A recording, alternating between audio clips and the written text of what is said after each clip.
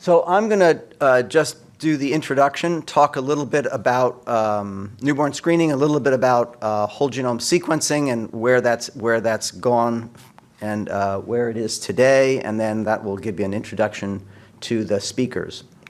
So first I'd like to say that, just reiterate what Dr. Howell had mentioned yesterday about Massachusetts being one of the leaders in actually bringing newborn screening to life. He talked yesterday also about the recommended uniform screening panel, and so that's now accepted in all 50 states, and so that's how we think about things in the US. But really, screening is really a worldwide phenomenon.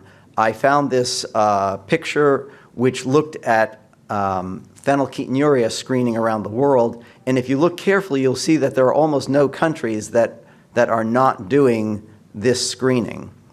And so what it tells you is that they got this data because there are so many countries doing newborn screening around the world. It is perhaps the most successful public health program in the world.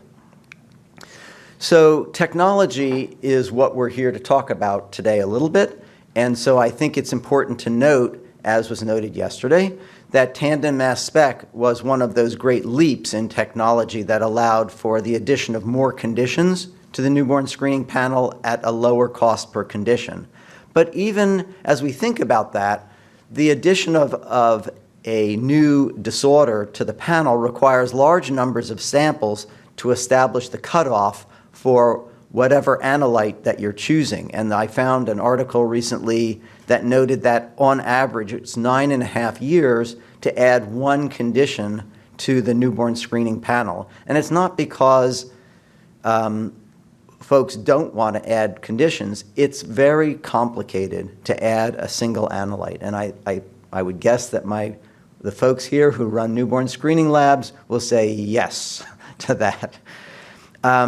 So the question is, can the current technology keep up with the number of treatable disorders? So there are 744 treatable genetic entities in 725 genes. There's a website that I worked on with Richard Scott, rxgenes.com, that lists these. And 19 of those genes actually cause more than one condition. There are 19 of those conditions which are associated with adult onset conditions. And if you do a little bit of math, we can go into OMIM, which I did recently, and there are more than 4,600 genes associated with a phenotype or a phenotype causing variants. So if you do the math, you get about 15% of genetic conditions have a specific treatment which will alter the outcome for that child. Among the 706 disorders that are found in children, almost 400 have a published disease incidence. And yes, I will agree that the published disease incidences are not perfect. But if you add them up, you get a number like 1 in 178 children born with a treatable genetic condition. And so in the United States, there's about 3.6 million births. So again, let's do the math. 56 children are born every day with a treatable disorder. Okay, so is there a role for genomics in newborn screening? So a little bit of history, which I think a lot of the folks in this room would already know. In 2000, there was a draft sequence published. It was used for research for many, many years. And then along came a child who became pretty well known. His name is Nick Volker. I can use his name because a book was written about him. He was in a hospital in Wisconsin at the Children's Hospital. He had a severe Crohn's-like illness. He was hospitalized for, I believe, more than a year at a time, at once, where he was continuously in the hospital for a year. He had multiple fistulas, and as a result, he had dozens and dozens of surgical procedures. Everyone was reasonably convinced he would die. His gastroenterologist contacted Howard Jacob, who was at the Medical College of Wisconsin at the time, and they performed what was in essence exome sequencing of the child. and found a variant, a pathogenic variant in a gene called XIAP. And once the hematologist believed this, there was some additional testing done naturally, the child had a bone marrow transplant which cured the child. And so he really represents sort of patient 0 or patient 1 of the genomic era. Since then, obviously, genomics has been used widely for diagnostics to help choose treatments. And in fact, it is now reached the point where people are talking about using it in preventative medicine. And there's been discussion about that at this conference. And you can find papers about elective genomics, and that's the term that I like to use, that go back to 2012. So this is really a mature technology from a clinical point of view. Also, the cost has dropped. I found this slide which suggested the cost in 2021 of $562, and that's just for the sequencing part. A few days ago, there was an announcement by a company, since I'm not allowed to name companies, I won't, who announced that pretty soon we'll have the sequencing part for $200. So is newborn screening the next logical step for genomics? And that's what we're going to hear a bit about today. I've named some of the names of the folks that you're going to hear from. What we're talking about is preventative medicine at population scale using genomics. We're also going to hear about the baby's first test, which I think will be fascinating. And then there's going to be interspersed some of those panels of the sort that you had yesterday, looking at the importance of academic-industrial relationships, ethics and equity, and some really sort of deep dive into implementation.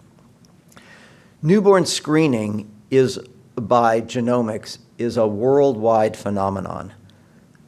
Some of the leading groups are here today and will be speaking, but I wanted to have everybody know I keep a little list in my office of all the places around the world that are actually carrying out genomics as an approach to newborn screening. And the numbers are quite large in terms of, I was surprised at how many groups around the world are actually pursuing this.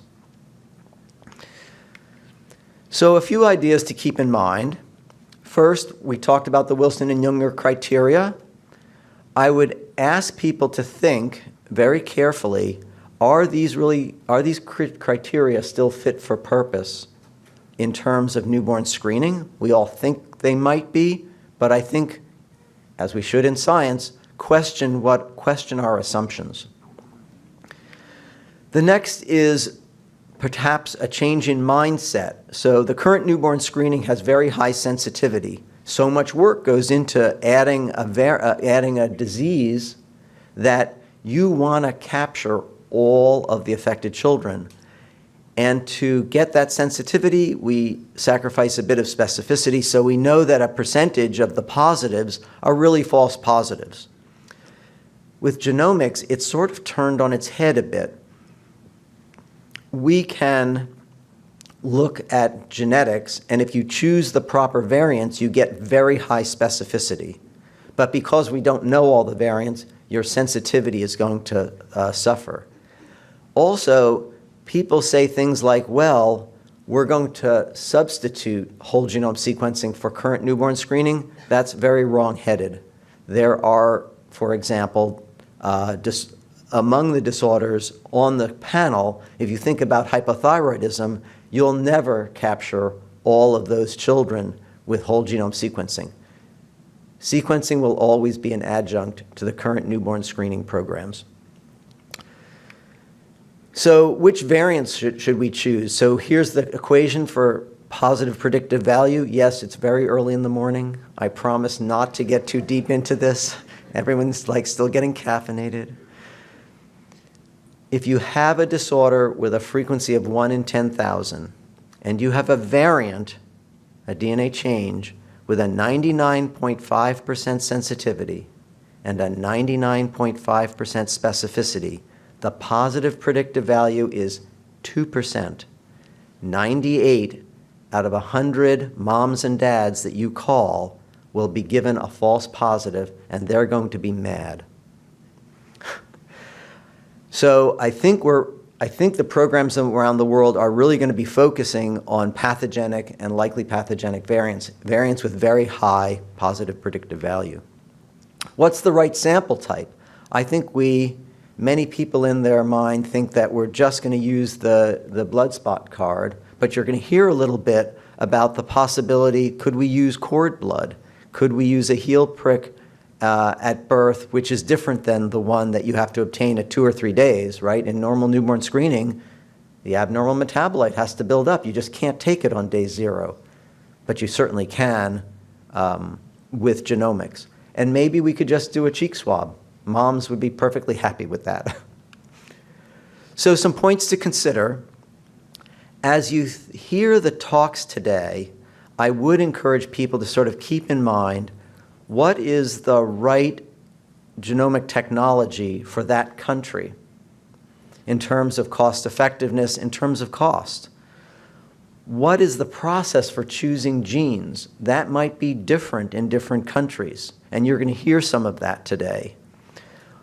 Choosing variants that you consider to be pathogenic or likely pathogenic, there are some guidelines, but again, these are actually changing, and there will be a new set of guidelines in the next year or so promulgated by the ACMG.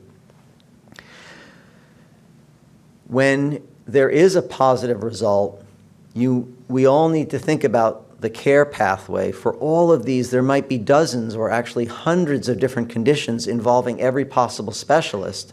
My personal experience in talking to specialists in England is that they want to be the ones to be calling the moms and dads because they feel that these are very vulnerable parents at a vulnerable time in their lives. And so you want to provide them with solid information and great confidence and trust in a program.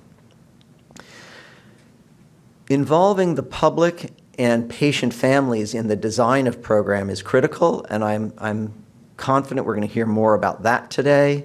And then evaluating the results. It's not enough that it's good medicine. It has to be a good family experience.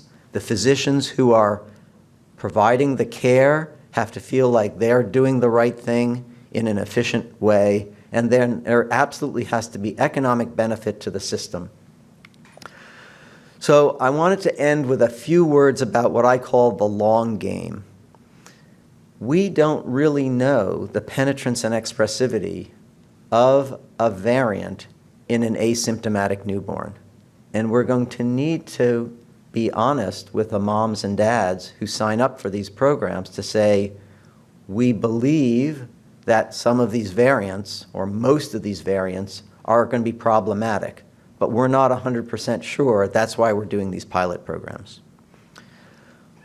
We're going to need long-term follow-up because it's not enough to know your positives, right? You have a positive result and you sort out whether it was a true positive or a false positive. That's not enough.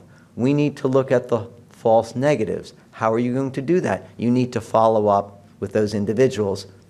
Who's being funded? Where are the funds for doing that? That has not been sorted out. But that's something to listen for as you hear about the programs.